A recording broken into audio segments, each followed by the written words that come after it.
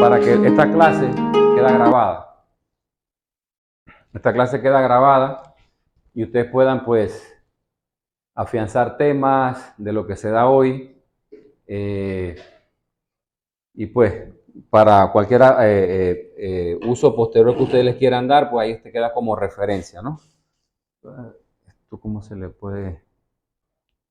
La unidad de hoy, la unidad número 2, subestaciones eléctricas, equipos de alta tensión asociados a los sistemas de protección en la subestación eléctrica también.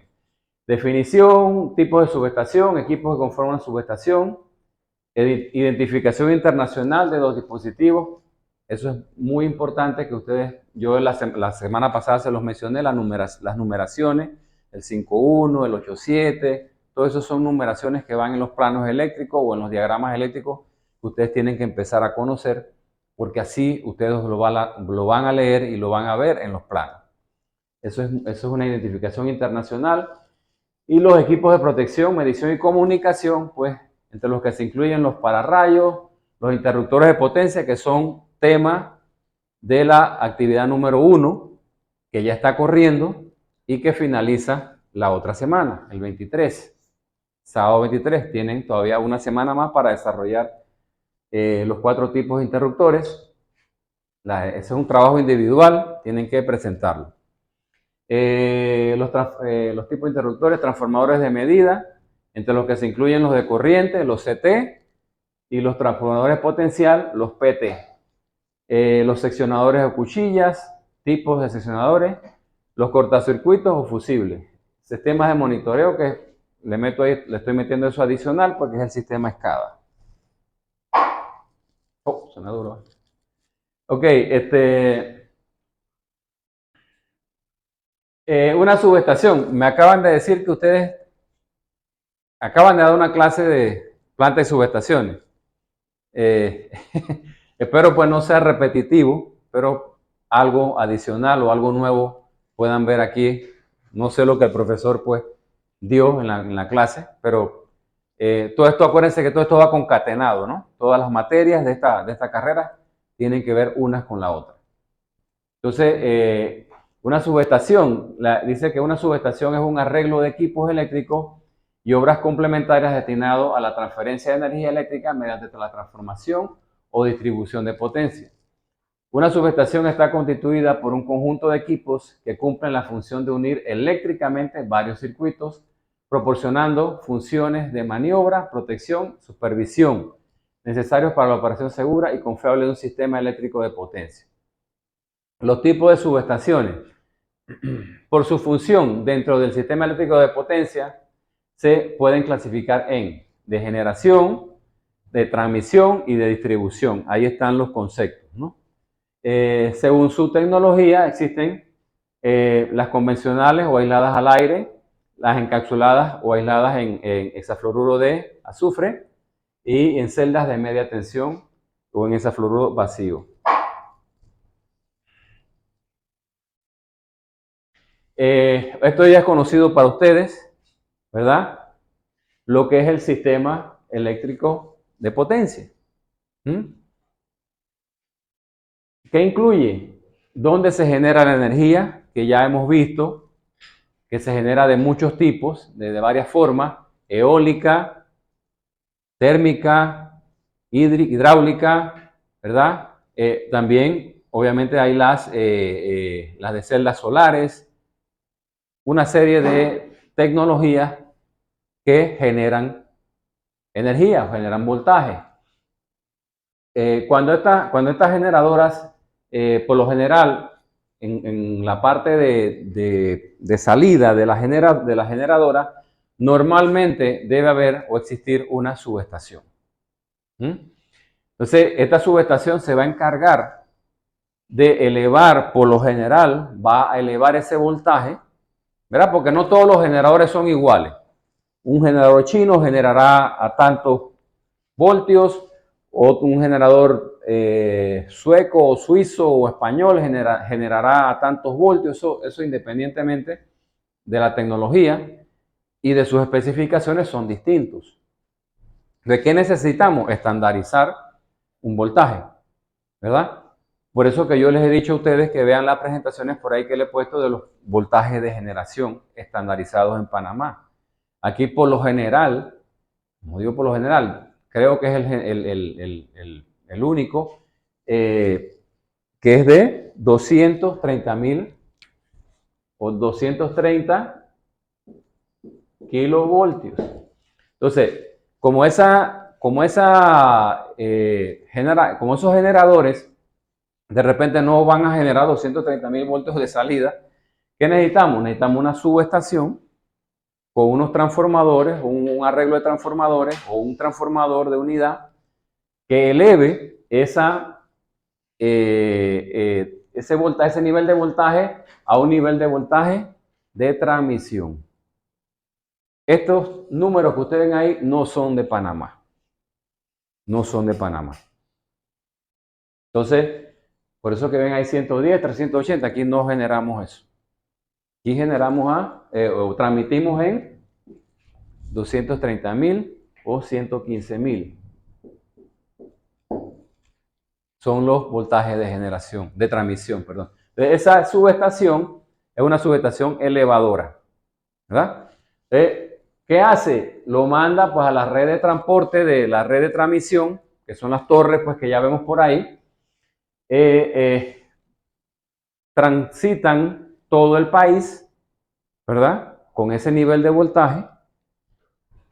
Pero, obviamente, en ese trayecto, como vamos a ver ahora, van a haber otras subestaciones que van a contribuir a que esa energía se difunda a lo largo y ancho del país. Por eso que aquí, pues, hay de nuevo otra subestación que va a bajar ese voltaje de 230.000 a distintos ya voltajes de distribución, ¿verdad? Como vemos aquí, aquí puede haber otras subestaciones para cargas específicas, para industrias específicas, pues son los distintos arreglos y distintas ubicaciones de las subestaciones y su distinta operación, como vamos a ver pues en la... Aquí pues las normales, estas que ustedes ven al aire libre, son las más comunes. Aquí hay una encapsuladas, estos son reservorios de SF6, hexafluoruros de azufre, y aquí hay otro tipo de subestación. Ok, las siguientes funciones se consideran indispensables en una subestación. Protección. La subestación tiene los equipos necesarios para detectar las fallas y aislarlas de las fuentes de energía. Esto es indispensable para la seguridad de las personas y la integridad de los equipos. Medición, maniobra.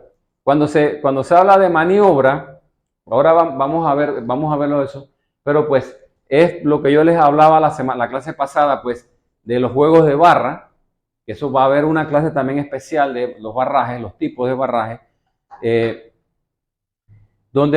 y a veces las vemos aquí mismo, aquí en la Interamericana, hay varias de maniobra.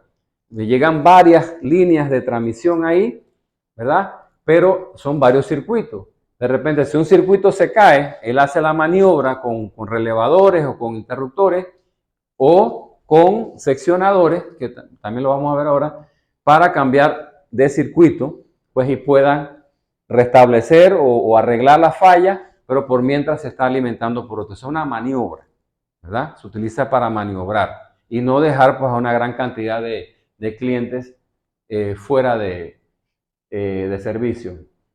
La supervisión y control, pues en las subestaciones, por lo general, va a haber un cuarto de control donde se va a estar monitoreando, grabando muy probablemente todos los eventos que se den pues en esos circuitos y se están adquiriendo datos y recabando datos. ¿Qué partes conforman una subestación? El patio, edificio de control, casetas de relé, campo o bahía de módulo. Ahí están las definiciones de cada uno. Ok, esto es lo que quería más o menos pues explicarles en antes, una subestación de generación, que es donde sale de la generadora, va a las líneas de transmisión, tiene que bajar el voltaje, ¿verdad? Tiene que hacer maniobras, ya sea por barras o por lo que sea. Ven que puede mandar para acá, un circuito hacia acá, y otro circuito, otro cableado pues hacia otra carga, ¿verdad? Esto puede ser una carga industrial, que va a tener su subestación también, una subestación de transformación. O sea, aquí ven pues, esto es una subestación de maniobra, que era pues una de las funciones de las subestaciones, maniobrar, y pues también aquí de repente bajar los voltajes como aquí, ¿no? O sea, aquí de repente llega un voltaje, aquí tiene que tener unos transformadores, relevadores, etcétera, transformadores más que todo para bajar los voltajes a los niveles residenciales o comerciales, ¿verdad? Esto es básicamente, pues, cómo se conformarían las subestaciones y sus tipos de operación, ¿verdad? De maniobra, de transformación, tiene que bajar voltaje, etcétera. Equipos de protección presentes en una subestación. Pues, el transformador, pues, es por decirlo así, uno de los principales, pues que está encargado de subir o bajar los niveles de voltaje. Los pararrayos, los interruptores de potencia, los reconectadores o recloser, cuchillas o fusibles, cuchillas desconectadores y cuchillas de prueba, transformadores de instrumentación, barras, ¿verdad? O buses, derivadas, tableros de protección, control y medición. Todo eso está en una subestación. Esto pues sería, viéndolo general, ¿verdad? Como le digo, pues aquí viene de las torres de alta tensión. Esto se le conoce como el pórtico de entrada. Miren, este pórtico yo lo he visto aquí en la subestación de la Verdún. Pueden acercarse por esa área y tómenle foto. La parte de atrás tiene este tipo de pórticos, ¿verdad? Hay otras subestaciones, me imagino que bueno, son de maniobra, no van a tener esos pórticos, ¿verdad? Van a tener de repente unos juegos de barra, etcétera. Pero este tipo de subestación, imagino que son para grandes subestaciones, pues que vienen ya directamente de líneas de transmisión. Acuérdense, como vimos en la anterior, por ejemplo, esta no está recibiendo directamente de una línea de transmisión de 230.000. Ya aquí este voltaje es más bajo. O sea, no va a tener ese pórtico de entrada. Entonces, esta sí es una subestación que tiene que tener ese pórtico porque está recibiendo directamente de la transmisión, de las torres de transmisión. ¿Qué más hay aquí? Los pararrayos, que ahora los vamos a ver, los juegos de barraje. Ahí se da todo el rejuego para ver los circuitos, dónde alimenta, si se cae un circuito, bueno, meto otro, etcétera. Pues las barras, y ahora vamos a ver cómo se ejecutan esas maniobras. Los seccionadores, en la explicación ahora vamos a ver esto, pero por encima, los seccionadores son las famosas cuchillas, ¿no? Estas que usted ve que a veces tienen un tubo hasta abajo en los postes, ¿lo ven? Tiene un tubo hasta abajo, una varilla, un tubo grueso, y desde acá abajo pues las mueven, ¿verdad? Ya hay unas motorizadas que ya con los PLC y todo esto pues las mueven automáticamente. ¿Cuál es la diferencia entre una cuchilla y un interruptor? ¿Quién me puede decir la operación fundamental distinta? Porque en teoría los dos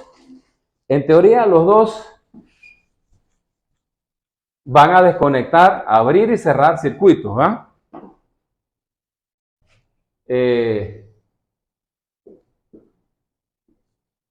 Aquí puede haber una cuchilla, pero también puede haber un relevador, un interruptor, un recloser.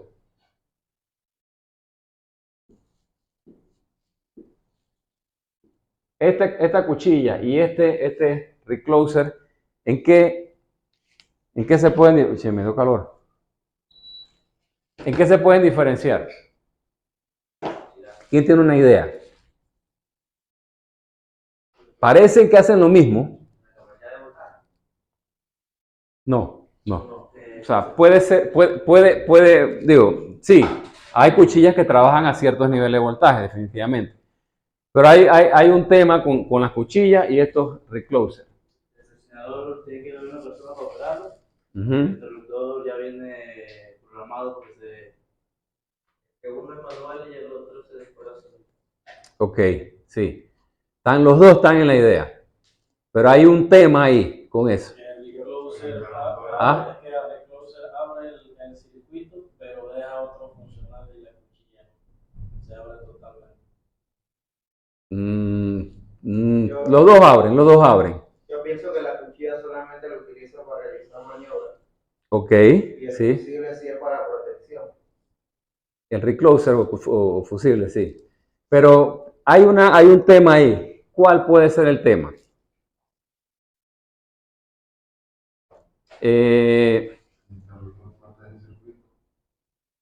Ujú. Circuito, está protegiendo un circuito que lleva.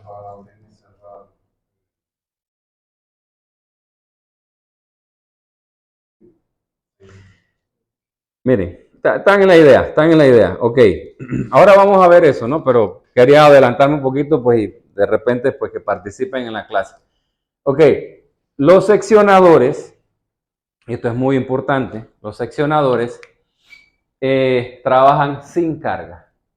O sea, no tienen que estar energizados. O sea, yo desconecto primero por acá con un relevador o con un fusible, abro un fusible por acá para poder abrir este seccionador.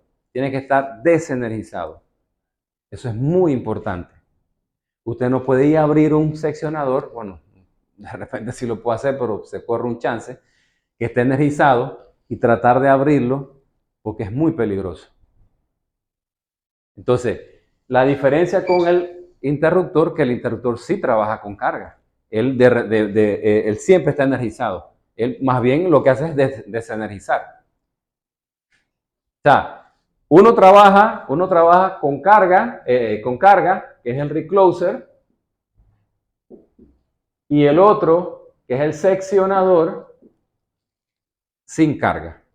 Eso es muy importante. Ahora, ¿por qué se usan los seccionadores? Porque, bueno, dijeron, vamos a hacer un mantenimiento aguas abajo. Bueno, ábrete acá unos minutos los fusibles o el relay para poder operar ese seccionador. Una vez ya abierto, dale, conecta, porque ya sabe que la energía nada más va a llegar hasta ahí y ya no va a pasar para acá. Ya ese circuito está abierto. Pero se tuvo que hacer mancomunadamente, ordenadamente, porque los accidentes ocurren. Y aquí en Panamá ha habido muchos accidentes, y ha habido muchos muertos, ¿verdad? Porque con las líneas calientes no se juega. Acuérdense que hay arcos, hay una serie de situaciones que no puedes jugártelas pues con este tipo de errores. Después, eso es más que todo, pues la gran diferencia, pues se usan mucho en los sistemas de barraje para maniobrar pues las barras, las cambian, las abren y pues lo hacen a través de seccionadores, son cuchillas más que todo. Las cuchillas que usted ve por ahí son ese tipo de seccionadores, pero tienen que operarse sin carga, sin carga. Ok, aquí vamos a ver lo que les comentaba de la identificación internacional de dispositivos relacionados con protecciones eléctricas. Esto ustedes tienen que saberlo. Ustedes tienen que saber qué significa cada número ¿verdad? Dentro de un plano o dentro de un circuito de alta potencia. Todos tienen su definición ahí, son bastantes.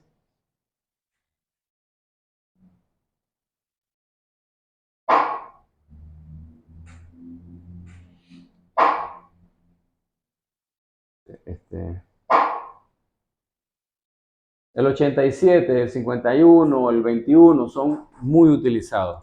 ¿Qué es el 87? El regulador de protección diferencial. Por lo general, a veces le agregan una N al final.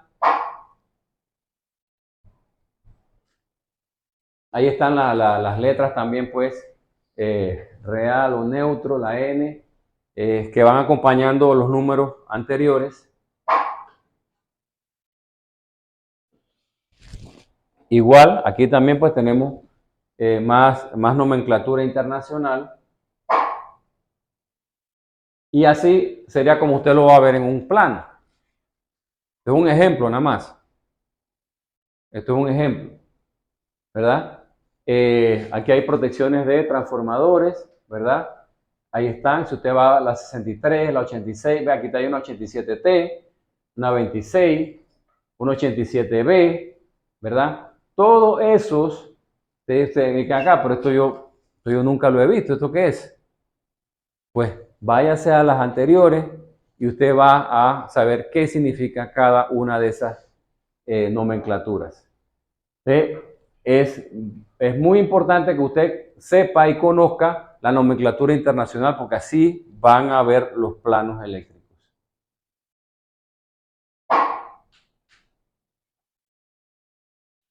Equipos de protección, medición y comunicación. Ok, los pararrayos. ¿Quién ha escuchado aquí de los pararrayos? De repente todos han escuchado los pararrayos. Pero realmente, pues, un pararrayo, ¿cómo funciona? ¿Cuál es la función o cómo lo hace? ¿Ah? Miren, en las líneas de transmisión, que son con las torres,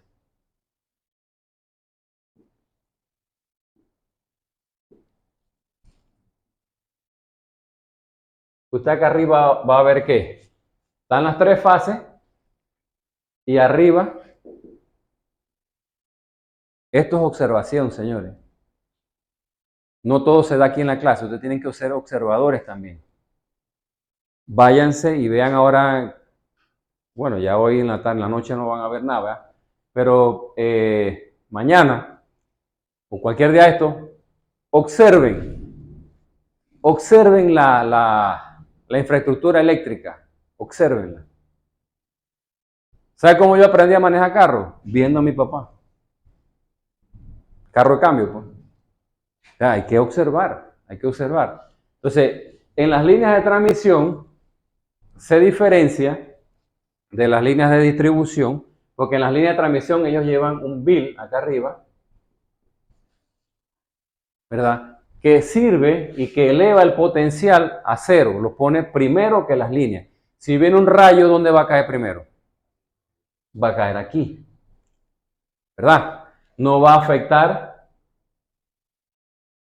las líneas, porque lo están engañando, le está diciendo ahí, la Tierra está acá arriba. Esa es la función de esa línea ahí arriba, del bill. Pero en las líneas de distribución, las líneas aquí internas de la ciudad, del pueblo, del que quiera, están los postes, está la cruceta y están las tres líneas. No tienen el bill. Entonces, son muy propensas a impactos de rayos. Cae un rayo en esa línea o cae cerca de esa, no necesariamente tiene que caer ahí, cae cerca, pero eleva los niveles obviamente de corriente. Entonces se ponen los famosos pararrayos, ¿no? Que son unos chalequitos aquí ¿verdad? Que están nuevamente conectados a tierra. Entonces, dice, un rayo es un fenómeno natural en extremo, fascinante, potente y peligroso. Cuando impacta cerca de una línea de media tensión, sea una descarga directa o no, esta inyecta e induce enormes picos de corriente y voltaje en los conductores, que son estos, ¿no? A diferencia de las líneas aéreas de alto voltaje, que es lo que acabo de explicar, las líneas de distribución no tienen conductores de guarda, ¿verdad? En parte porque dada la relativa cercanía entre los conductores son muy poco posibles a su protección. Ok, las sobretensiones que presentan en las instalaciones eléctricas pueden ser de dos tipos: sobretensiones de tipo atmosférico, sobretensiones por fallas en el sistema.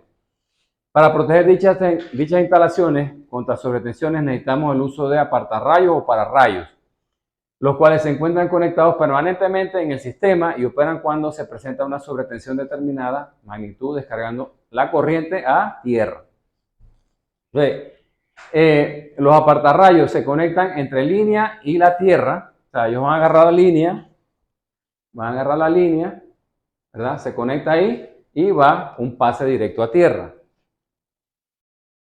Entonces, los elementos resistores ofrecen una resistencia no lineal, de manera que para voltaje a la frecuencia normal del sistema, la resistencia es alta, y para descargar corriente, la resistencia es baja. O sea, él aquí internamente tiene un sistema que es resistivo, ¿verdad? Que dice que cuando ofrece una resistencia de manera que para voltaje de frecuencia normal, o sea, si el voltaje normal, si el voltaje que está censando es normal, si es 34.5 kilovoltios, él está determinando que ese es el voltaje normal porque está seteado para, ellos vienen seteados para esos voltajes. Él va a ofrecer una alta resistencia, ¿verdad? Para evitar que esa línea se aterrice. O sea, él no va a provocar una falla a tierra, porque acuérdense los tipos de fallas, ¿cuáles eran? Falla a tierra y falla de paso a paso. Pero ese era un, ¿qué tipo de falla es esa? Un cortocircuito. O sea, él no va a ocasionar un cortocircuito a tierra si el voltaje está normal. Internamente, él tiene un dispositivo que tiene una alta resistencia cuando el voltaje que está seteado es normal. O sea, acuérdense, la alta resistencia impide que pase corriente, ¿verdad? Pero cuando ese voltaje se eleva, me imagino, obviamente cuando se eleva por un impacto de rayo, ¿verdad? ¿Qué hace él? Como no está en su voltaje normal, él baja esa corriente, la baja para que el flujo de voltaje tenga facilidad de descargarse a tierra. Entonces, él está ahí como una válvula, ¿no? Si el voltaje está normal, él está cerrado, dejando que no pase que no haya una falla a tierra. Pero si el voltaje por un impacto de un rayo se eleva el voltaje, él más bien se cierra y sí deja pasar ¿cómo se llama? El voltaje a tierra para que la descarga se vaya efectivamente a tierra porque no tiene la línea de guarda. Esa falla tiene que descargarse y lo hace a través de este señor que es un pararrayo. Hay algo de teoría ahí que pueden verla. Esto básicamente es lo que así se ven en las líneas, ¿verdad? Y miren todo lo que este señor tiene por dentro. Todo lo que él tiene por dentro, pues, pero realmente, en síntesis, eso es lo que él hace. Cuando el voltaje está normal, él está abierto, pues él no deja pasar el aterrizaje. Y cuando el voltaje se eleva, hace un cortocircuito, pero lo descarga a tierra. Ese alto voltaje que se ha generado aquí se puede elevar eso a, yo no sé, a 300.000 voltios, 300 kilovoltios.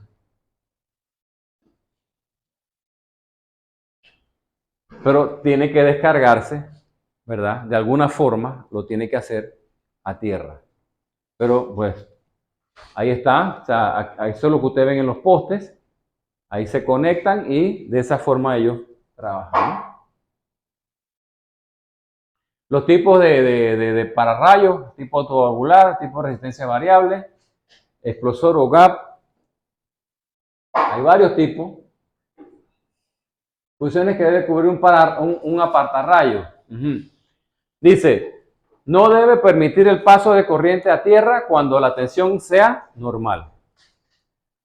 Es obvio, ¿no? Cuando el voltaje se eleva a una cantidad definida, debe proporcionar un camino a tierra para disipar la energía transitoria que hay en un aumento en el circuito, en el voltaje del circuito. Tan pronto como la tensión se ha reducido por debajo del ajuste del pararrayo, el apartarrayo debe detener el flujo de corriente a tierra y sellarse para aislar el conductor a tierra. O sea, tiene que dejar de conducir a tierra. Cuando se normaliza, los apartarrayos o pararrayos no deben ser dañados por las descargas y debe ser capaz de repetir automáticamente su acción tantas veces o con tanta frecuencia como se requiera. Si caen 3 rayos al mismo día, tiene que tener la capacidad de hacer su trabajo. ¿Se acuerdan de cuál era una de las operaciones indeseadas más peligrosas? Lo dimos la semana pasada. ¿Cuál era?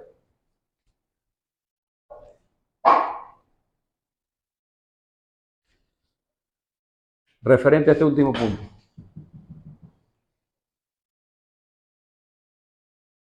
¿Cuál es en un sistema eléctrico de protección, la filosofía de las protecciones incluía unos temas ahí que yo estuve explicando por largo rato?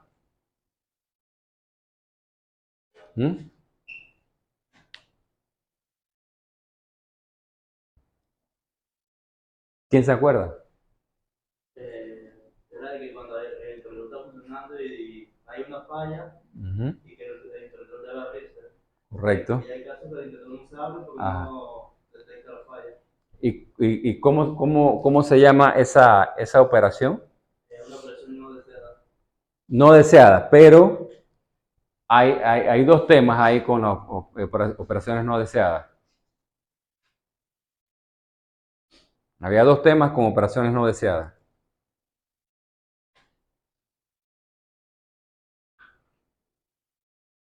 La omisión. Si el apartarrayo omite su función, ¿qué pasa? Hay una descarga a tierra.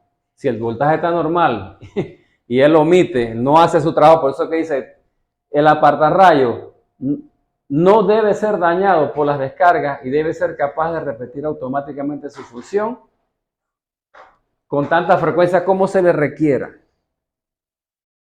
Si él en el primer rayo hizo su función, ok, no hay problema. En el segundo rayo, bueno, vamos a decir que ese día hubo varios rayos, ¿no? Entonces, pero ya en el tercer rayo omite su función, es la más peligrosa, acuérdense. Entonces, pues, esas son las cosas que yo digo, tienen que anotar, tienen que estar,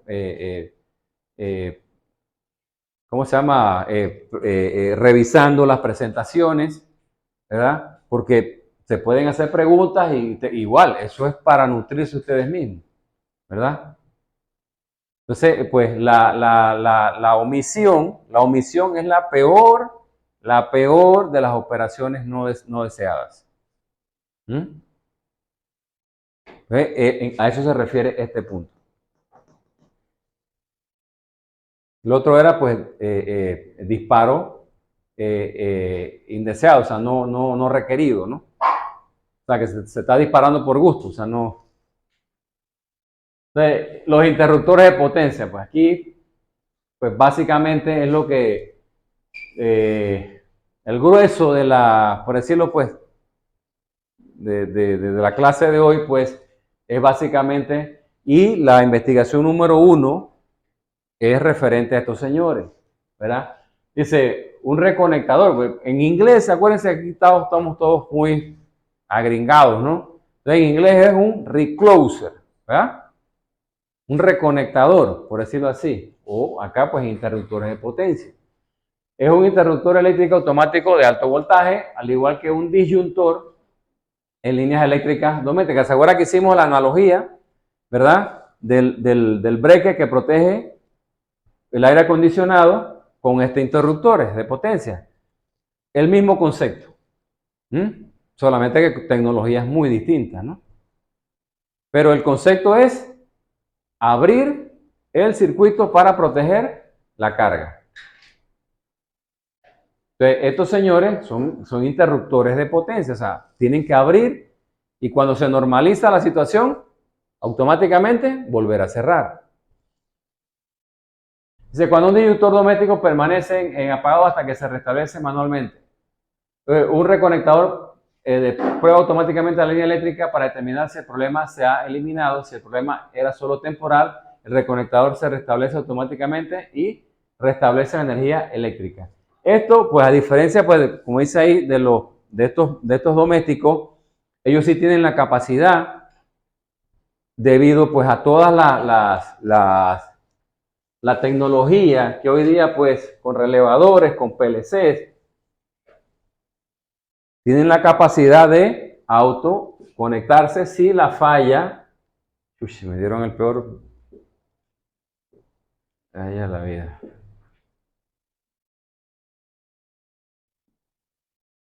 ¿Es el tablero o el?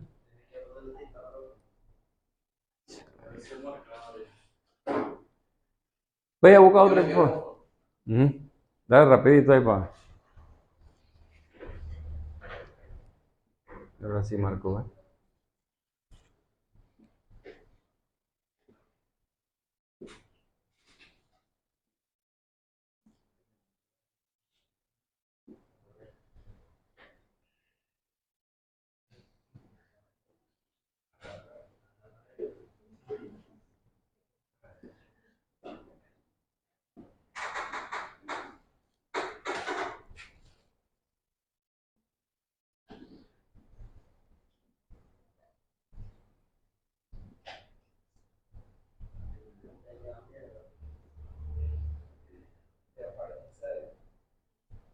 Está muy frío el aire.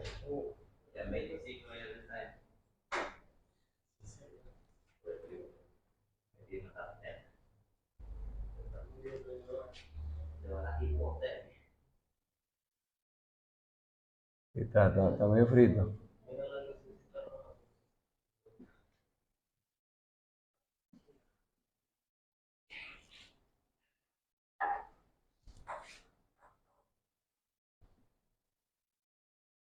Bueno.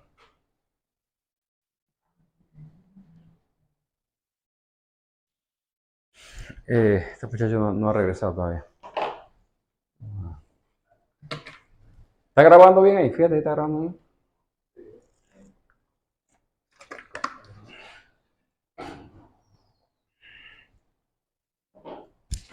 Bueno. No, espera un par de minutitos ahí. Ahí viene.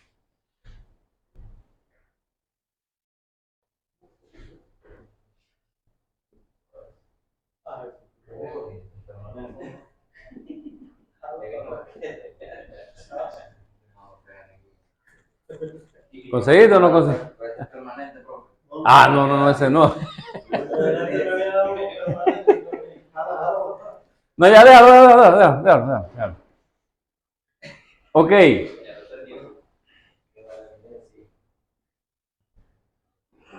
Interruptor. O recloser o reconectador. Es este que está acá arriba en la línea, en el poste arriba, ¿verdad? Y este acá abajo es la caja de control o módulo de control. Módulo o caja de control. Entonces, como dice ahí, ellos tienen la capacidad, a diferencia de los domésticos, que es lo que también vimos la clase pasada, de que ante fallas transitorias, una vez disipadas, ¿qué hacían? Volvían a conectarse. No tiene que ir un técnico, acá el amigo no tiene que ir a subir, aunque ellos tienen unos ganchitos por aquí también, no se crean. Ellos también han preparado para todo. No tienen una cuadrilla que cuesta dinero para una empresa de mantenimiento, que tenga que ir manualmente a cerrar ese reconectador, ese interruptor. Porque si este señor que está aquí es el que está censando, ¿verdad? Pues todo, decide o detecta que la falla, se da una falla, o sea, empezando se da una falla, ¿no? En el sistema. Este señor, este interruptor, por las señales que recibió el módulo o los relevadores, le dice a él, ábrete, plac, porque se dio una falla en un circuito de aguas acá abajo. Una carga que hay por acá, pues se dio una falla. Pero esa falla es transitoria, ¿verdad? Entonces, ¿él qué hace? Y la semana pasada lo vivimos aquí en clase. Pasa unos minutos, pasan unos segundos, ¿verdad? Y una vez disipada la falla, porque aquí tenía un fusible, y este fusible, plax, se abrió. Entonces dejó fuera esta carga que está aquí y ya todo el circuito de acá puede volver a energizarse, exceptuando esta carga que está abierta por su protección individual.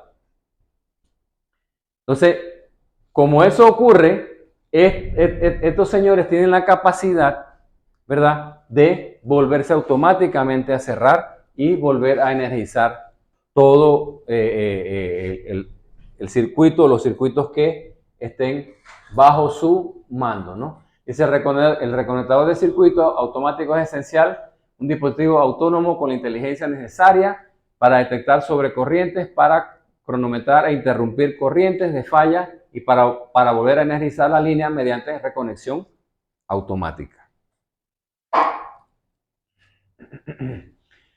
Dice, los reconectadores ahorran a las compañías eléctricas un tiempo y un gasto considerable, ya que permiten que la energía se restablezca automáticamente después de solo un parpadeo o dos. ¿Se acuerdan lo que se vieron en el video? ¿Verdad? Cayó una rama, empieza, plac, primer apagón, conecta, tuc, segundo apagón, conecta, tercero, y bueno, ya si ya en el cuarto no se ha normalizado, se convierte en una falla permanente. Entonces, él definitivamente tiene que abrir y dejar sin funcionamiento todos los circuitos, toda esta línea. Y todo lo que va pegado a esa línea va a estar sin energía, porque es una falla permanente. Señores, a los que no vinieron la clase pasada, yo les voy a recomendar que vean el módulo 1, que está muy interesante. Al final hay unos anexos, ¿verdad?, donde hay unos videos que explican muy detenidamente y muy claramente lo que son estos reclosers. Sobre fallas permanentes también se habla, sobre fallas temporales, pero está en el módulo 1. Los que no vinieron la semana pasada tienen la obligación de ponerse al día. Así que eso es la recomendación. Dice, sin este alto nivel de confiabilidad de energía, muchos dispositivos de uso de energía de procesos críticos que son comunes en la actualidad, como computadoras, bombas y líneas de montaje, no habrían sido prácticos. Recuerden que los sistemas, la filosofía de los sistemas de protección es la alta fiabilidad más la alta seguridad redunda en confiabilidad. Nosotros confiamos en que este señor está bien diseñado y que es de alta calidad, por eso nos va a dar una confiabilidad. Porque si no trabaja bien, como dice ahí, las computadoras, todos los motores de las fábricas, aunque puedan tener protecciones individuales, pueden verse afectados si no hay confiabilidad en este señor. Entonces, esa filosofía se aplica. ¿Cómo funciona un reconectador? Un reconectador detecta cuando se produce un problema y apaga automáticamente la energía.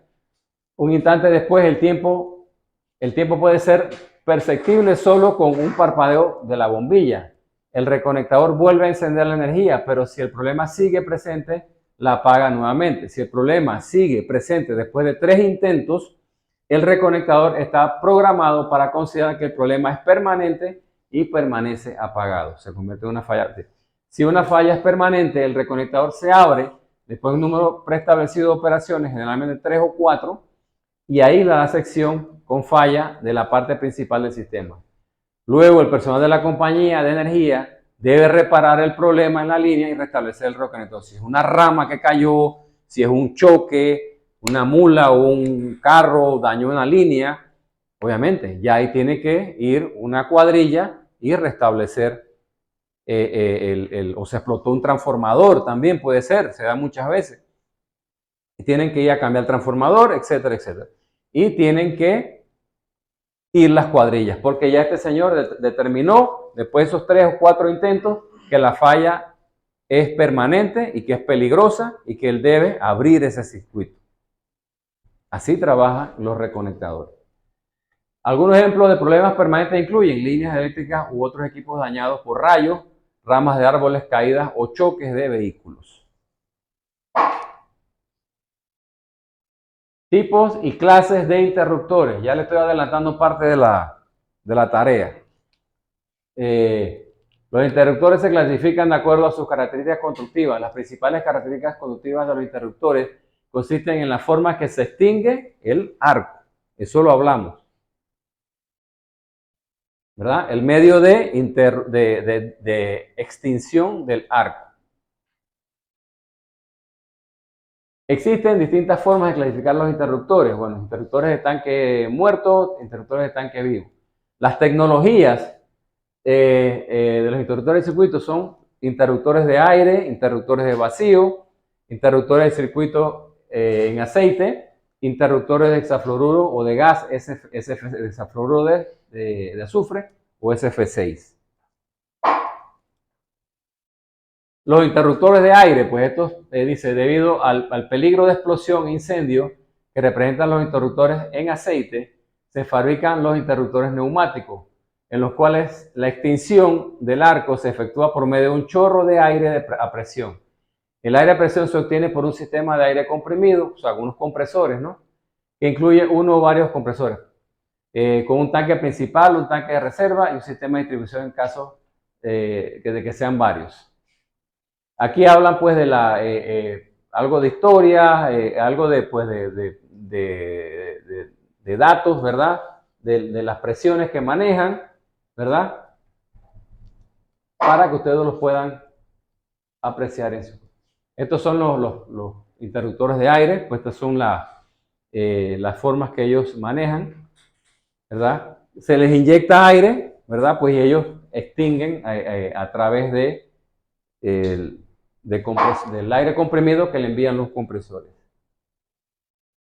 Los interruptores de vacío, estos son los más usados. Yo creo que junto con los de hexafluoruro, hoy día son los más usados.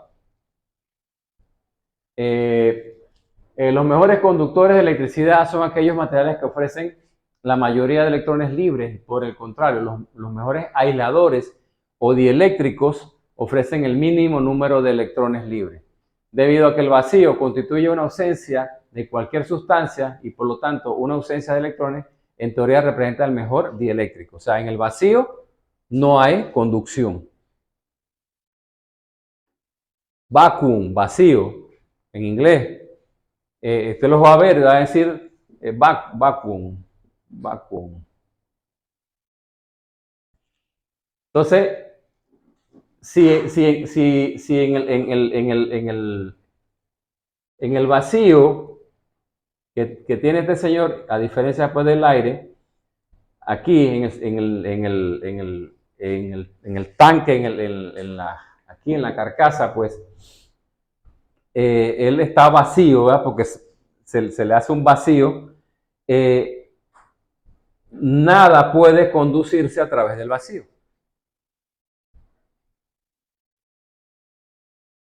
Nada puede conducirse a través del vacío, por eso que es uno de los más usados hoy día. Es de los más seguros, ¿verdad? Los de aceite, ahora los vamos a ver, tienen sus pros y sus contras. Los de aire, pues hay que tener compresores, una serie de situaciones, y más que todos se usarán en subestaciones, pero en estos de postes, estos de vacío son los más usados. Y los de aceite también. Entonces, pero claro es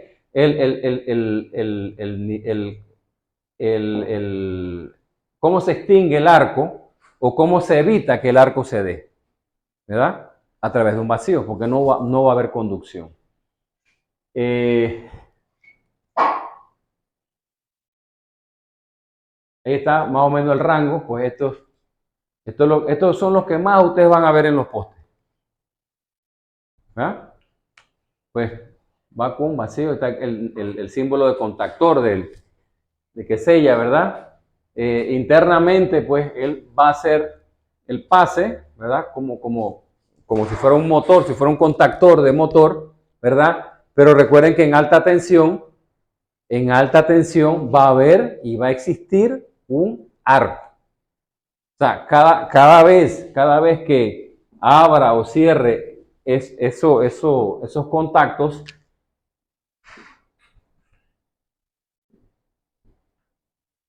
cada vez que abra o cierre esos contactos, pues por la manipulación pues de un motorcito, porque él tiene una bobina aquí y recibe una señal de acá, y él le dice abre o cierra, ¿verdad? Manipula el contacto, abrir y cerrar el contacto.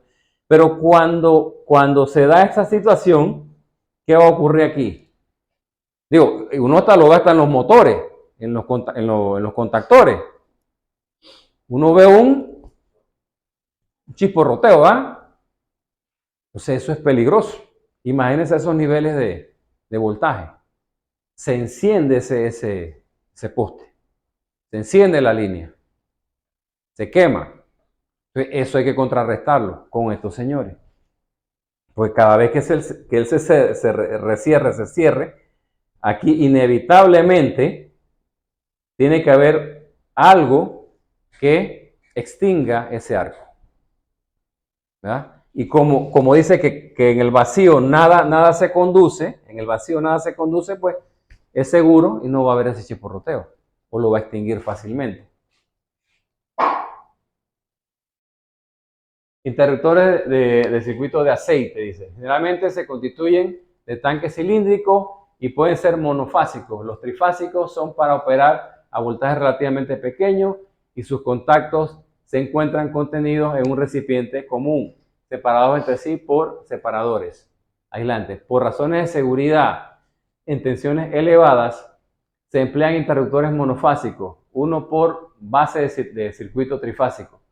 Partes fundamentales de los interruptores de gran volumen de aceite: tanques o recipientes, boquillas y contactos fijos, conectores, elementos de conexión del circuito, vástago y contactos móviles, aceite de refrigeración.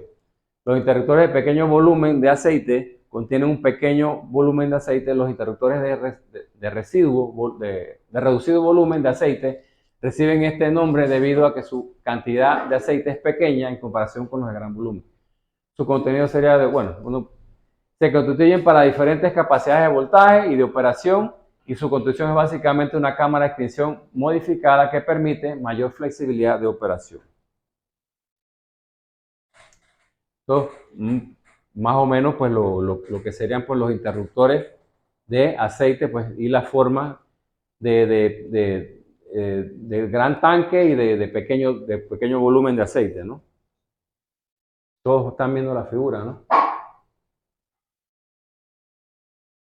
Interruptores de circuito en gas, SF6. El hexafluoruro de azufre es un gas inerte, pesado, que tiene buenas propiedades dieléctricas y de extinción de arco. La rigidez dieléctrica del gas se incrementa con la presión. Es un gas electronegativo. Bueno, ahí ellos pues describen todo lo que es, cómo extingue el arco y las propiedades del gas que en algunos países sí tiene problemitas porque es un gas pues que hay que controlarlo, ¿no? En los voltajes de 15.5, 25.8 y 36 kilovoltios de corriente primaria hasta 630 amperios. Tiene sus limitaciones también. Estos, más que todo, pues en las subestaciones se ven. No sé si lo han podido ver en las subestaciones. Más que todo en las subestaciones se logran ver este tipo de... Porque hay subestaciones de este tipo, de hexafluoruro.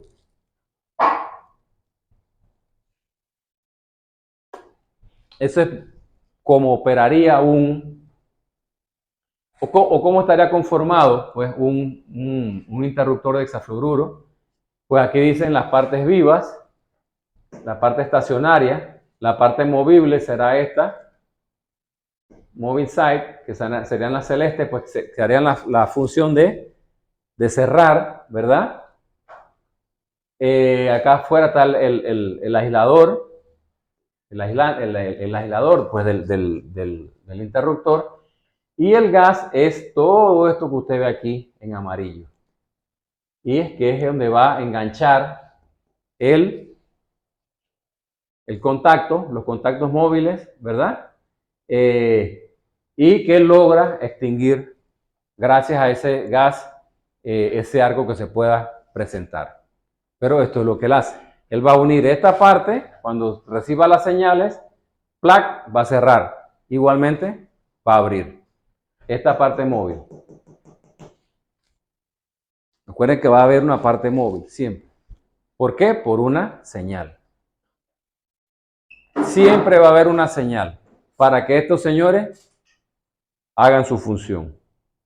Los rompecargas, esos de pérdida, son hechos a base de sí. ¿Cuáles? Rompecargas de pérdida. Rompecargas de pérdidas. Es que no sé cuál. ¿Los? Los boosters. No sé cuáles son esos. Eso es para los cortadores. Bueno, ahora vamos a ver los cortadores. De repente, pues ahí aclaramos eso, ¿no? Pero bueno, o sea, estamos claros en que, o sea, hasta aquí son los 4 tipos de interruptores. Estos son interruptores o reconectadores que se operan, ¿verdad?, a través pues de relevadores o de señales que se las mandan estas cajillas, o por acá puede haber transformadores de medición que los alimentan a ellos y le dicen abre o cierra, pero están controlados automáticamente porque tienen que saber si ya la tensión o la corriente se normalizó y ellos van a cerrar. Entonces, ahora vamos a ver, ya vimos los pararrayos, ¿no? Estos son los reconectadores o los interruptores de potencia. El tipo de control, ¿verdad? Obviamente, al principio de cuando se empezaron a utilizar estos reconectadores, muy posiblemente no había esta tecnología, que son los PLC. Esto usted lo ve ahí, pues a mitad del poste, usted ve esta caja blanca que está ahí, pero está conectada con el reconectador, con el interruptor. Posiblemente cuando estos señores comenzaron, estos reconectadores, había un control hidráulico, ¿verdad? Que obviamente, si él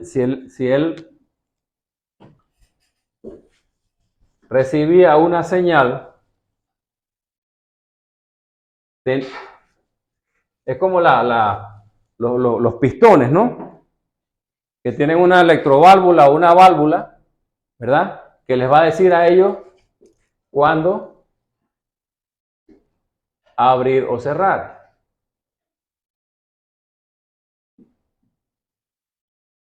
Entonces, este señor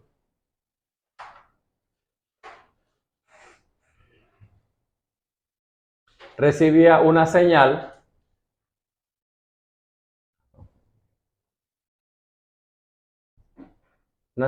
y él tenía un motorcito, ¿verdad? Como un pistón ahí. Recibía una señal de los CT o de los PT, ¿verdad? Que energizaba esa bobina, ¿verdad? ¿Qué pasa cuando se energiza una bobina? Ella tiene una función, como una solenoide de un trabajo mecánico. Movía este pistón, que era un medio hidráulico. Pistón hidráulico. Y movía entonces el reconectador. Y cerraba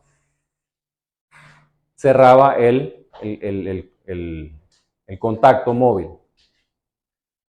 En los tiempos pues que no había tanta tecnología.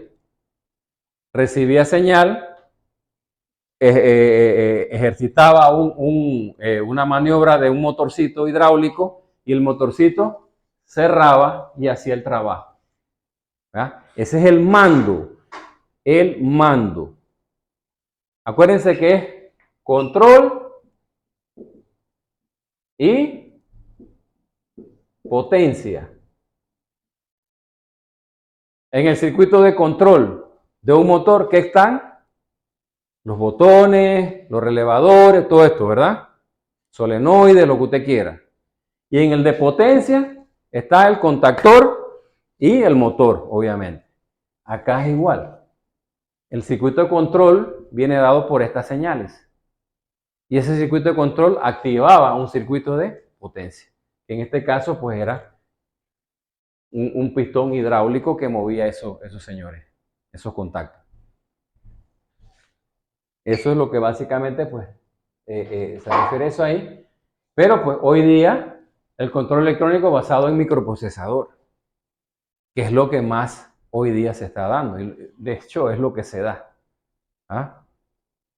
Para eso están, para eso llegaron.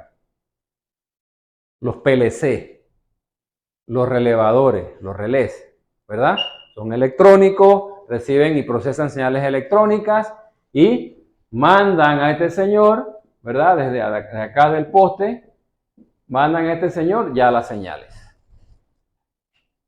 En el módulo 1, más o menos se explica cómo es. Pero bueno, pues a través de interfaz, se pueden lograr muchas cosas con estos tipos de controles electrónicos. Los sistemas SCADA, obviamente señales de voltaje, señales de corriente, señales de frecuencia, señales de impedancia, que lo alimentan, ¿verdad? Y él a su vez, por su programación, por su software, ¿verdad? Él va a decidir si abre o cierra el mecanismo acá, el reconectador. Esos son los controles, los tipos de controles. Que la investigación de la tercera actividad es precisamente esto y esto. Esto y esto. Control y potencia. ¿Están claros en eso, no?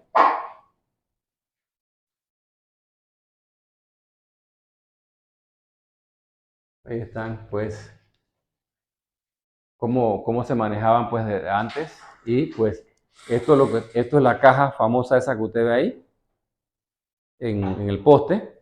Tiene todos estos controles. Eso es lo que yo quiero que usted investigue. Esas cajas tienen por lo menos un GPS para ubicarlas a dónde están ubicadas. O sea, por lo menos que se abre un circuito de tal lado, ella manda una señal donde está más o menos ubicada. Ellos traen aquí un router, son como un teléfono. De hecho, son un teléfono, pero tienen distintas, ellos dentro tienen distintas partes de relé, parte microprocesador, todo lo que es la conexión RS32. Hay una serie de funciones y de entradas que estos señores ya traen.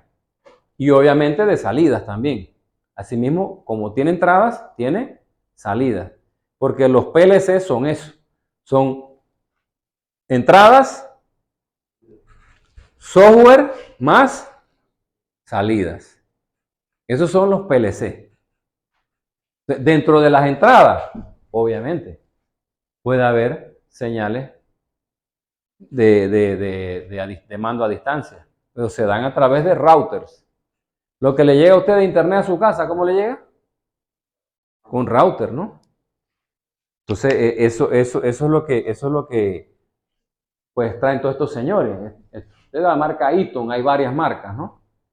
Trae sus baterías para que no se apague, etcétera. Porque él está controlando un aparato. ¿Se acuerdan la confiabilidad? En el módulo 1, la confiabilidad es, los métodos de respaldo son estos.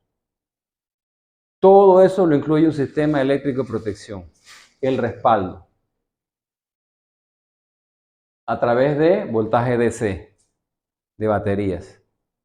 Entonces, para que sepan que todo esto tiene que ver. Todas esas cuestiones, todos esos bases teóricas, pues son para esto. Bueno, miren, aquí creo que van a apreciarlo mucho porque se explica muy claramente.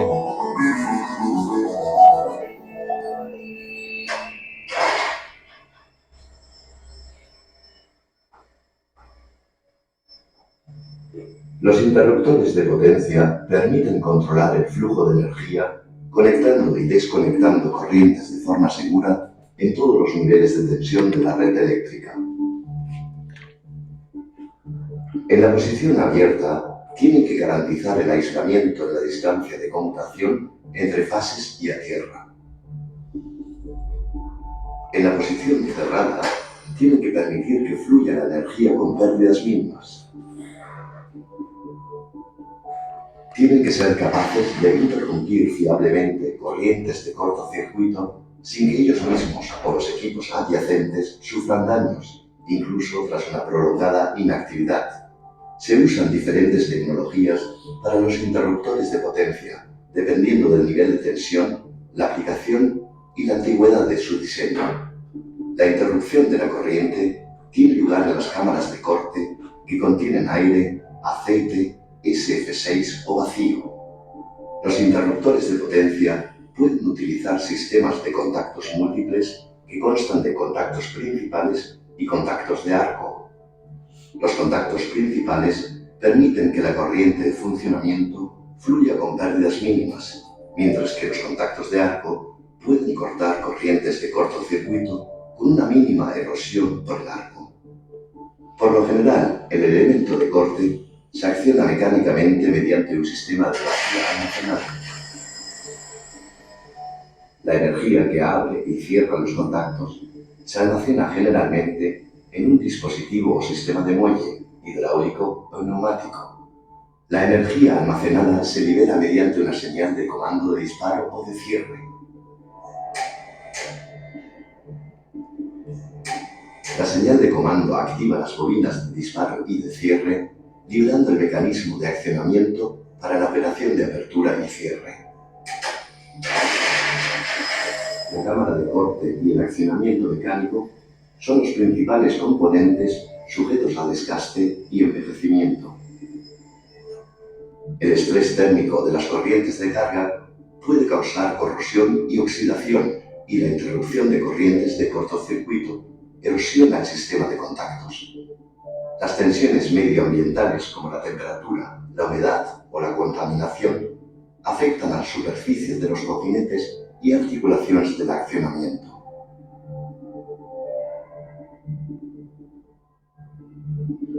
Los componentes auxiliares como las bornas también están sujetos a envejecimiento por estrés eléctrico. Para garantizar el correcto funcionamiento de un interruptor de potencia durante su vida útil, se realizan pruebas de diagnóstico como la de resistencia, sincronismo, mínima tensión de arranque, carrera y factor de potencia. Con objeto de lograr las mejores condiciones de seguridad para el técnico de pruebas, el interruptor de potencia debe estar conectado a tierra en ambos lados durante la mayor parte de estas pruebas. La primera prueba realizada generalmente en un interruptor de potencia es la de resistencia estática de contactos en la posición cerrada. La resistencia estática de contactos se determina mediante la inyección de una corriente continua alta mientras se mide la tensión a través de un conjunto independiente de cables. Un análisis de los tiempos de apertura y cierre de los contactos del interruptor de potencia puede validar el desempeño mecánico.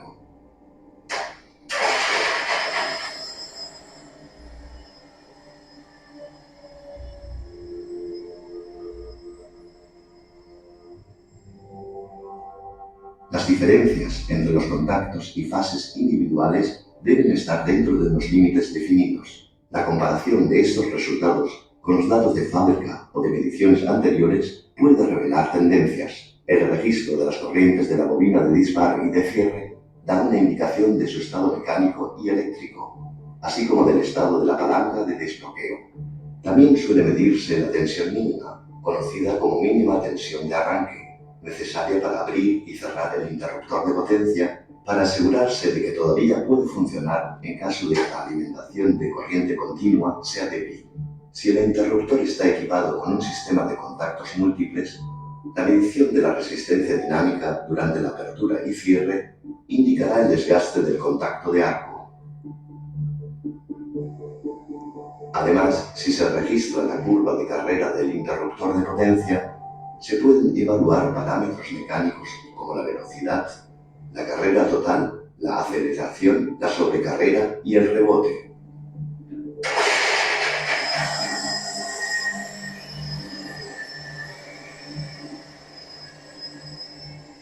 Mediante estas mediciones, el operador de la subestación puede comprobar si el equipo está en buenas condiciones de funcionamiento o puede iniciar actividades de mantenimiento.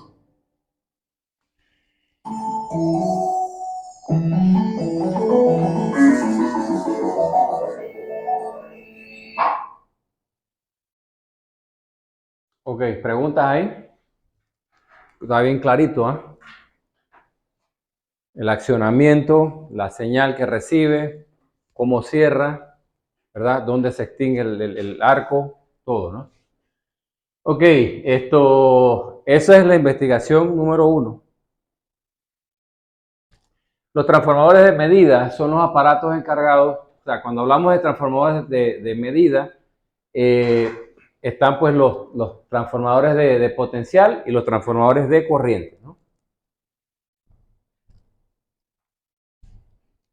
Cuando le hablan de la palabra transformador, definitivamente nos viene a la mente que son embobinados, ¿no? Son enrollados. Entonces, dependiendo pues de si es de voltaje o de potencial o de corriente, usan relaciones de vueltas, obviamente, de vueltas de primario y de secundario. Hay una gran cantidad de este tipo de transformadores.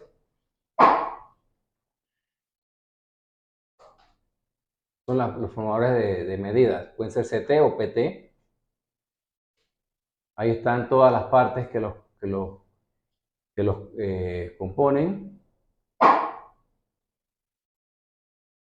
Ok, el transformador de corriente, que es lo anterior era cómo están conformados ambos tipos de transformadores, ¿no?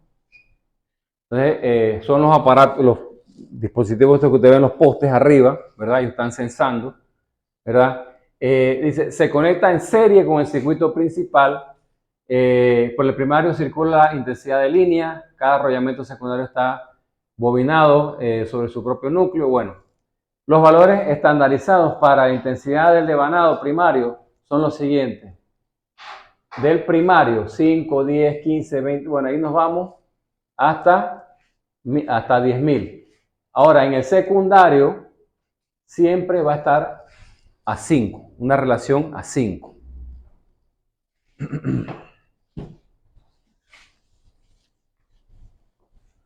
Todos los CTs y los PTs tienen relación porque son transformadores, son embobinados, ¿no? Entonces, te le dicen, bueno, yo tengo un CT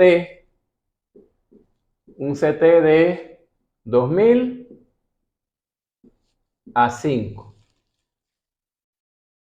Ese es el CT que, por ejemplo, decidieron instalar o colocar en unas líneas, porque las calcularon, porque la máxima corriente, esto va a ser igual a I1, igual a I2. Entonces, estos señores que están puestos aquí, en cada una de estas líneas, su relación va a ser de, poniendo un ejemplo, puede ser de 150, puede ser de 1500, vamos a escoger 2000. De 2000 a 5 porque se decidió o se calculó que la máxima corriente en esa línea de transmisión era de 2000 amperios. O sea, no puede pasar de 2000 amperios. Por eso que le digo que los sistemas de protección tienen que ser bien diseñados. Porque si no, puedes dañar el aparato o no funciona bien, ¿verdad? O no alimenta bien el relevador, etc. Entonces tienen que estar bien diseñados. Tienen que saber que por esta línea la máxima corriente va a ser de 2000 amperios, porque acá abajo hay un transformador que está alimentando esto y que bueno, que por ahí va a pasar 2000 amperios. Entonces, yo digo que tengo un CT de 2000 a 5. En el primario puede variar con todos esos números que están ahí. En el secundario, por lo general, la relación siempre va a ser a 5. Por lo general. Entonces, dice que se conectan en serie. Yo a ustedes les di electrónica. ¿Alguna electrónica le di a ustedes? No. Bueno, debieron haberlo dado en electrónica, ¿no? Tengo una carga aquí. Esta es una fuente de voltaje, ¿no? Esta es una carga. Si yo utilizo un multímetro, o sea, un medidor de voltaje, de corriente, todo esto, en este tipo de circuito dice que tengo que medir, porque por aquí va a generarse una corriente, ¿verdad? Ese circuito lleva una corriente, ¿no? Entonces, para medir los CTs se colocan en serie. Aquí tengo el CT o multímetro, como así que estoy haciendo la comparación de cómo tú mides la corriente con un multímetro. Te pones ahí en serie ¿En serie por qué? Porque la corriente va a venir aquí, va a pasar por el multímetro, va a decir, bueno, pasaron 5 amperios. Pero está en serie. ¿Sabes? Pasa aquí, y pasa acá. Está en serie. Así se conectan estos señores. En serie con la línea. Hasta ahí estamos claros, ¿no? Entonces,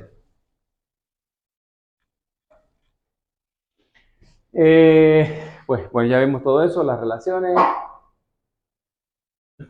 Aquí haríamos un ejercicio de cómo se utiliza un CT. ¿O para qué sirve un CT? En resumidas cuentas, ¿para qué sirve un CT?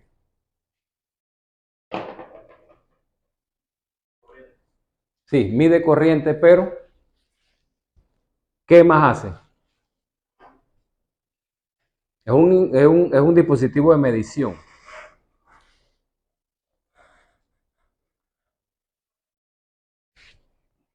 O sea, estamos hablando de corrientes altas, de corrientes súper elevadas, en sistemas de potencia. Entonces, yo necesito alimentar esos datos de una manera medible.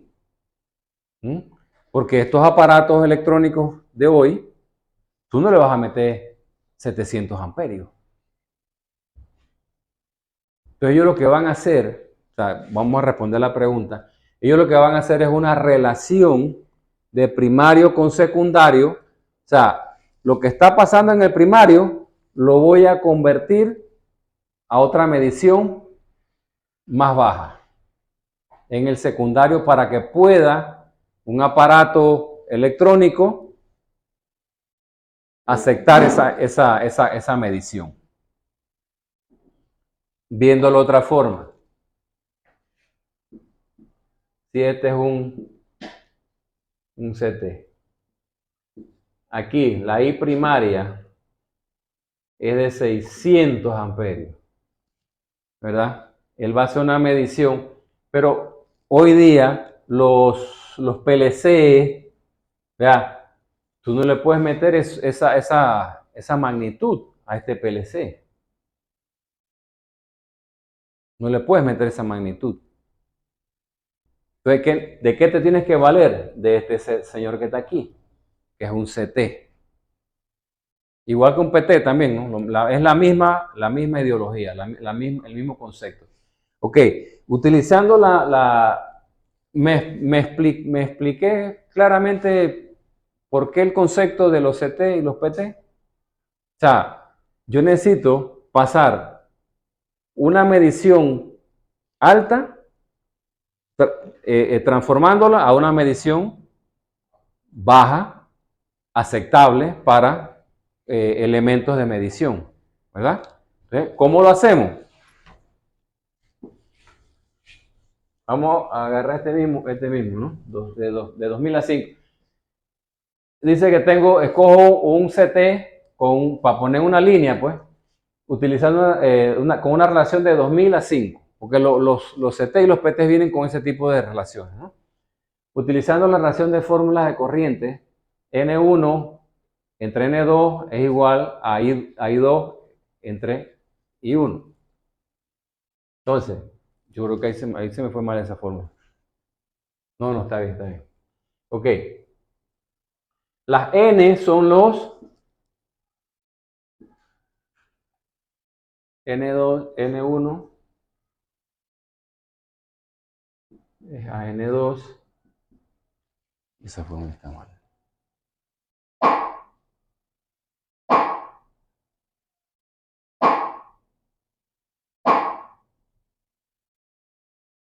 No, sí está bien.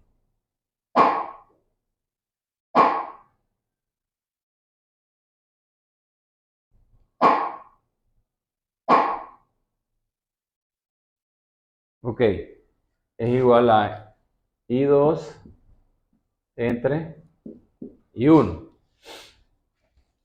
La relación son los números de vuelta, ¿verdad? Yo dije que ese es de 2000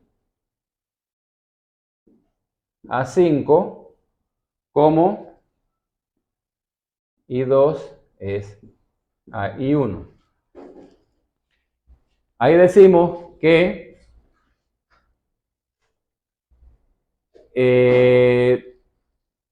si deseamos saber la corriente en el secundario I2, despejamos la fórmula, nos queda I2 es igual. Vamos a borrar aquí un poquito. Es esa misma fórmula. Despejándola, nos queda que I2 es igual a I1, que es la I del primario,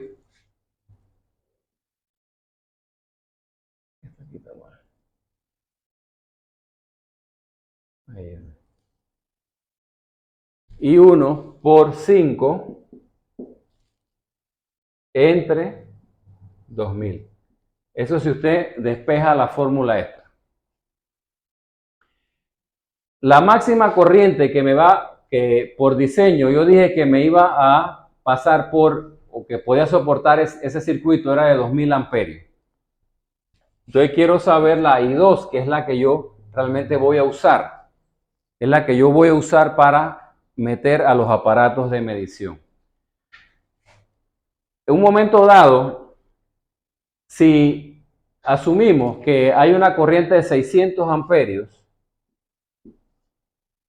en el primario, porque este es I1, 600 amperios por 5 entre 2000, la I resultante, I2 en el secundario, dice que es 1.5 amperios. Ahora, de 600 amperios a 1.5 hay una gran diferencia, ¿verdad? Pero es la relación. Es la relación exacta y esta magnitud puede manejarla cualquier aparato electrónico o cualquier aparato de sensar hoy día. Lo que no puedo hacer es meterle estos 600 amperios a un PLC o a un cuestión. Entonces me valgo de estos señores que gracias a esa relación de vueltas me van a dar la misma magnitud, pero, o sea, me van a representar la magnitud del primario en el secundario. Eso se llama transformación, ¿no? Entonces, igual ocurre con los PT, o sea, con los transformadores de potencial. El voltaje primario por la relación entre pues, la relación que se escoja y me va a dar un voltaje en el secundario o V2, ¿verdad? Mucho más medible, mucho más aceptable. Entonces, esa es la función o cómo es la lógica por la que se utilizan estos señores. Es encontrar una relación más utilizable para estos aparatos. Aquí, o sea, aquí te puede poner el número que usted quiera. El máximo va a ser 2000. Puede ser 750, puede ser 800, hasta 1000, hasta 1500. Máximo 2000 porque el 2000 se cancelaría con el 2000 y me queda solamente 5 amperios, que es lo máximo que manejaría en el secundario. La máxima corriente en el secundario para esta relación sería 5 amperios. Asumiendo que fluiría una corriente en el primario de 2000 amperios, que sería la máxima, me quedaría 5 amperios. ¿Ya? Esto lo pueden hacer en casa. Pero pues depende mucho de la relación escogida, ¿verdad? Y obviamente de la magnitud del primario. Pero él va a dar su relación en el secundario para, obviamente, es mucho más medible, ¿no? más utilizable, por decirlo así. Estos son estos señores, transformadores de corriente, pues así están en los postes. El transformador de voltaje o los CP, TP,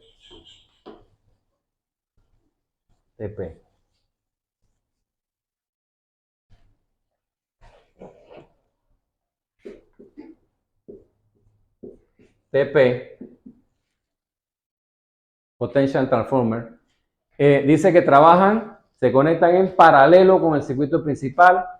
Por el primario apenas circula la intensidad, todos los arrollamientos secundarios están bobinados sobre el núcleo.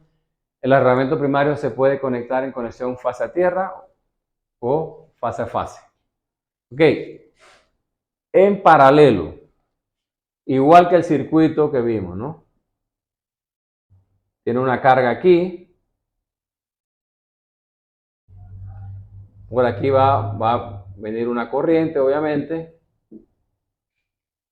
Pero si yo quiero medir el voltaje en esa carga con un multímetro, ¿cómo lo hago?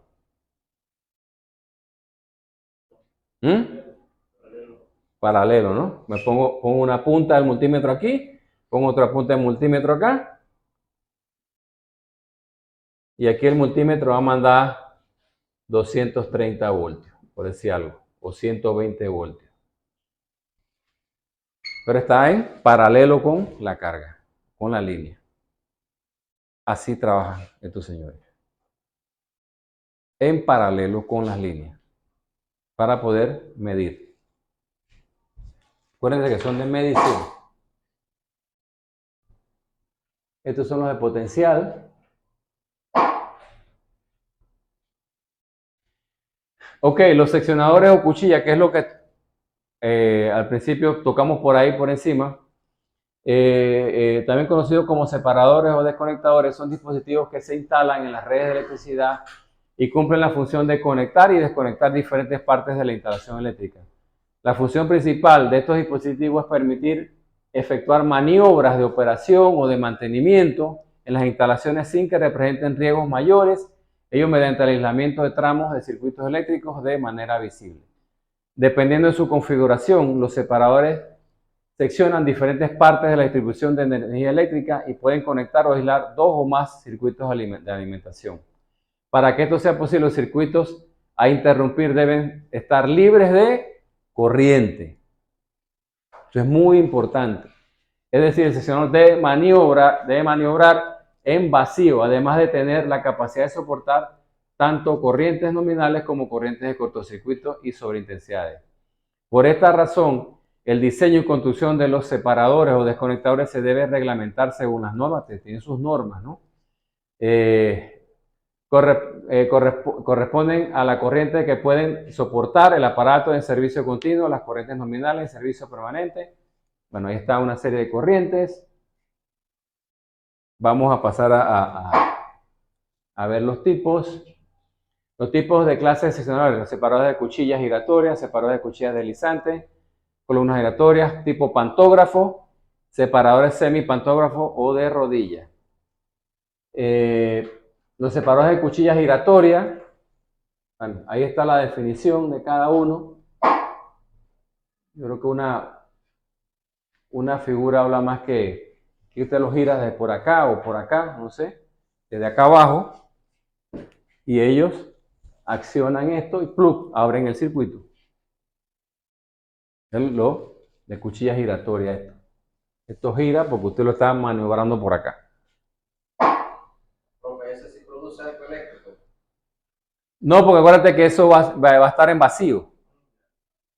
Por lo mismo. O sea, por lo mismo, esto deben ser, como dice su teoría y su definición, de que tienen que ser operados sin corriente.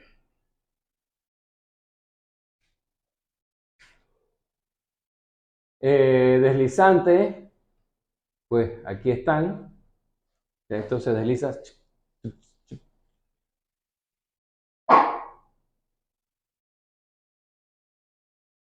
De columnas giratorias, obviamente, pues aquí se ve, pues cuando se une. Es más, de hecho, acá hay uno unido, ¿eh? Acá atrás hay uno unido, aquí hay uno que está por unirse. O lo abrieron. Pantógrafo es una... ¿alguien sabe lo que es un pantógrafo? Pantógrafo es un instrumento de dibujo. O sea, como que lo que tú vas dibujando acá, él te lo va replicando al otro lado. No sé si lo han visto, pero sí se utiliza. O sea, tú vas haciendo un dibujo aquí y él va haciendo el mismo dibujo acá al lado. Pero por la forma que tiene, no es que haga eso, sino que por la forma que tiene, le llamaron pantógrafo. Pero pues son ese tipo, ¿no? Y son igualmente operados, ¿no? Y las definiciones pues están ahí. Pantógrafo vertical, pantógrafo horizontal. Todos esos son tipos de separadores. Ok, cortacircuitos o fusibles. Ya aquí vamos pues básicamente en la recta final.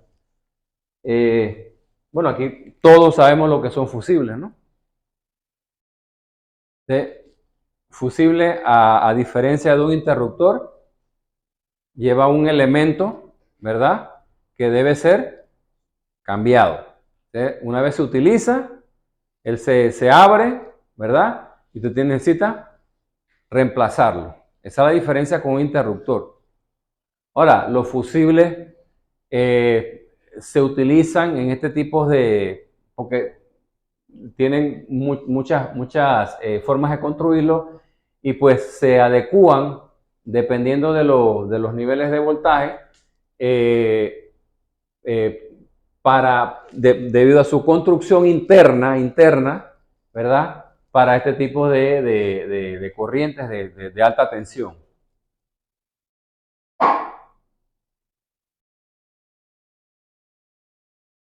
Okay.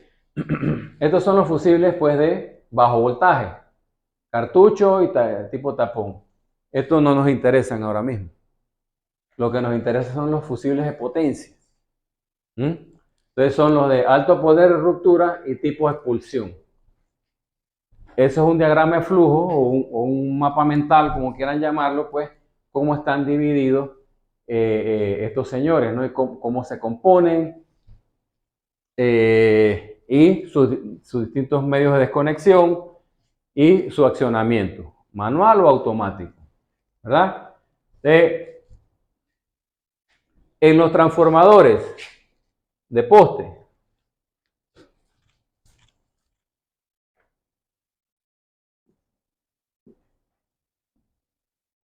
transformador de poste,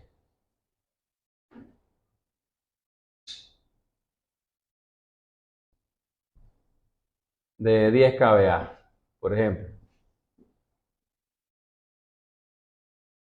Aquí va a haber un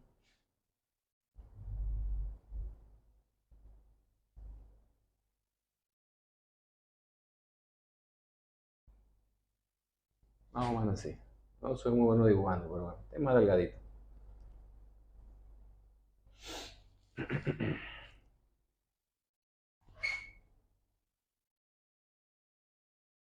Entonces, cuando eso en todos los transformadores, ustedes lo pueden ver aquí mismo, en el de aquí afuera está, ¿verdad? Tipo expulsión, por lo general son los tipos expulsión.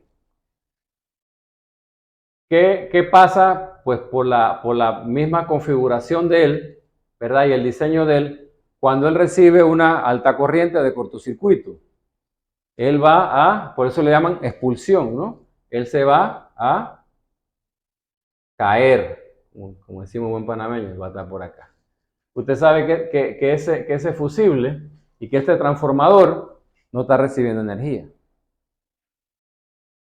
Ahora, ellos también tienen unos ganchitos aquí, que llega un técnico, también lo puede, de acá abajo, una pértiga, lo puede volver a conectar o lo puede abrir también, ¿no? Una vez lo cambien. Pero es eso, ¿no? O sea, él, al recibir la corriente de cortocircuito o lo que sea, él va a expulsarse, autoexpulsarse. Y va a proteger el dispositivo, que en este caso es un transformador. Ahí también hay unos que están protegiendo líneas también, ¿no? Los pones aquí, ¿verdad? Y protegen la línea también. O pueden ser separadores también de líneas. Todo eso pueden hacer ellos. Pero, por lo general, en todos los transformadores de poste va a haber este tipo de fusible, de expulsión. Y usted se percata o se da cuenta que ha ocurrido un evento cuando usted lo ve, ¡puf!, caído. Por eso se llaman expulsión. Los de alto poder de ruptura, pues son utilizados en otras, tienen otras características. Fusibles de ruptura rápida tienen como característica principal la rapidez de intervención ante un cortocircuito, impidiendo que el valor de corriente producido llegue al nivel de cresta que se alcanzaría en ausencia del circuito. Los APR se utilizan como elemento de protección de baterías, condensadores, motores, líneas aéreas de media tensión y transformadores de media tensión, siempre en instalaciones de poca potencia. Este es el segundo tipo, el de alto poder de ruptura y los de expulsión. Aquí están los de expulsión, pues me había adelantado a la explicación. Está toda la teoría. Este es el de alto poder de ruptura. Eso usted no se va a dar cuenta, obviamente, si el aparato se apaga, ¿verdad? Usted sabe que este señor se quemó. En cambio, el de expulsión, usted sí lo va a notar que actuó porque está caído.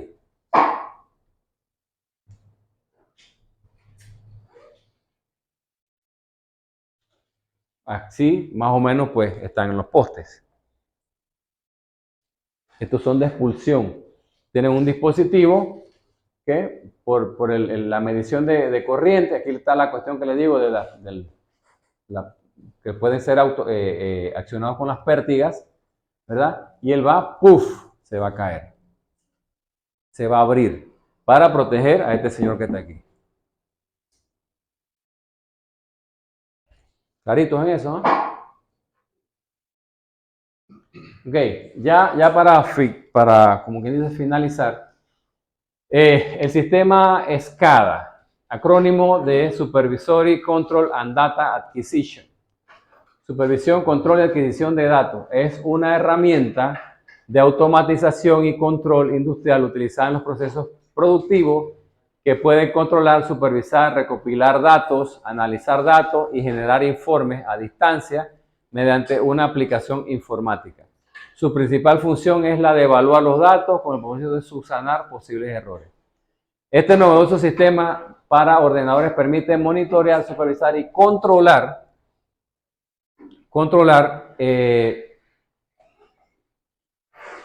a distancia los procesos y facilitar la intervención oportuna ante cualquier anomalía. Es lo que les hablaba del sistema SCADA, esto lo escribí, que quiero que investiguen en la actividad número 3, ¿verdad?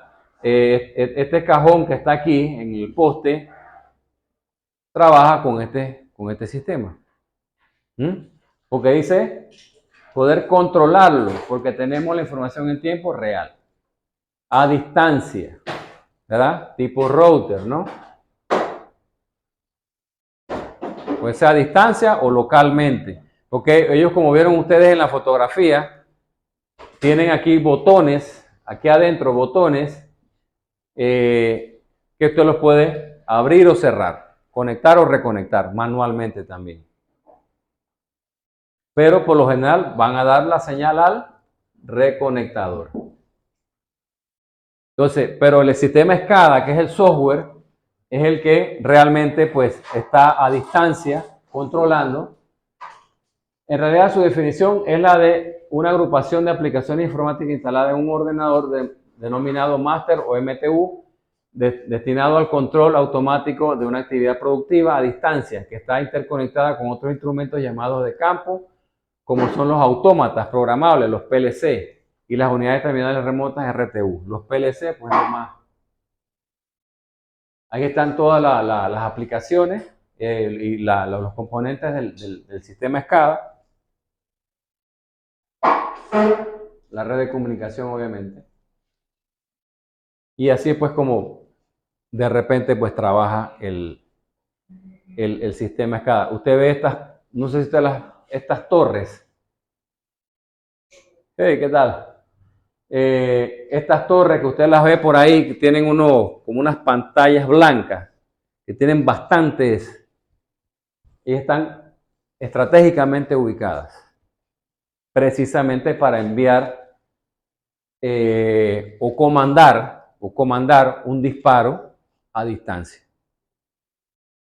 O también en viceversa, mandar la información al cuarto de control o Centro Nacional de Despacho en tiempo real. Y eso es lo que hoy día se está viendo. Y eso así se está manejando la electricidad en la alta potencia. Más que todo, pues con este sistema. Así que esto, bueno. Thank you very much.